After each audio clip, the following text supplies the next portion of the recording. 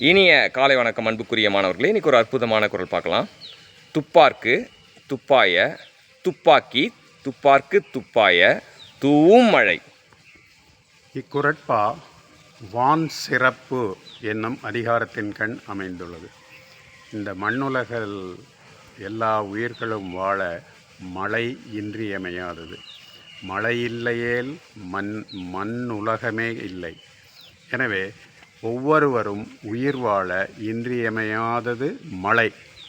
இந்த மழைதான் மனிதர்களாகிய நமக்கு உணவு உண்ணுகின்ற ஒவ்வொரு உயிர்க்கும், ஓரறிவு உயிர் முதல் ஆறறிவு உயிர் வரை அனைத்து உயிர்களுக்கும் இந்த மழையானது உணவினை உண்டாக்குகிறது. உணவினை உண்டாக்குவதோடு தானே உணவாக இருப்பதும் இந்த மழைதான். இந்த கருத்தைத்தான் இந்த குறட்பா எளிமையாக விளக்குகிறது. துப்பார்க்கு உண்கின்ற மனிதர்கள் அல்லது எந்த உயிராக இருந்தாலும் அவர்களுக்கு துப்பாய துப்பாக்கி உணவாகிய உணவினை உண்டாக்கி, துப்பார்க்கு உண்கின்றவர்களுக்கு துப்பாயதும் மழை, தானே உணவாவதும் மழையாகும்.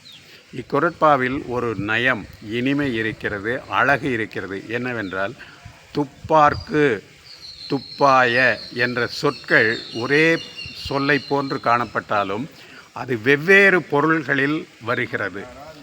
உண்பவர், உணவு, இந்த மாதிரி பல பொருள்களில் வருவதனால் இதனை சொல் பின்வரு நிலை அணி என்று சொல்வார்கள். சொற்பின்வரு நிலை அணி என்று சொல்லுவார்கள். இதே போன்று இன்னொரு திருக்குறளையும் நாம் காணலாம். ஆனால் அதில் அணி வேறு வகையாக அமைந்திருக்கும். நோயெல்லாம் நோய் செய்தார் மேலவாம் நோய் செய்யார் நோயின்மை வேண்டுபவர். ஒரு மனிதனுக்கு துன்பம் வருகிறது என்றால் அந்த துன்பத்திலிருந்து விலகி இருக்கத்தான் அனைவரும் விரும்புவார்கள். அப்படி விலகி இருந்தால் துன்பம் நம்மை அணுகாதா என்றால் நிச்சயமாக அணுகாது. யாருக்கெல்லாம் துன்பம் வருகிறது என்றால் மற்ற உயிர்களுக்கு துன்பம் செய்கின்றவர்களுக்கு தான் துன்பம் வருகிறது.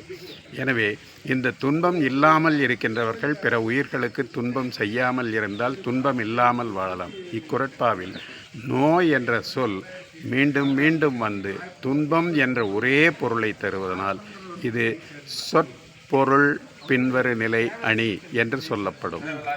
எனவே இந்த இரண்டு நயங்களையும் நாம் அறிந்து இன்புறுவோமாக. வாழ்த்துக்கள் சாம்பியன்ஸ்.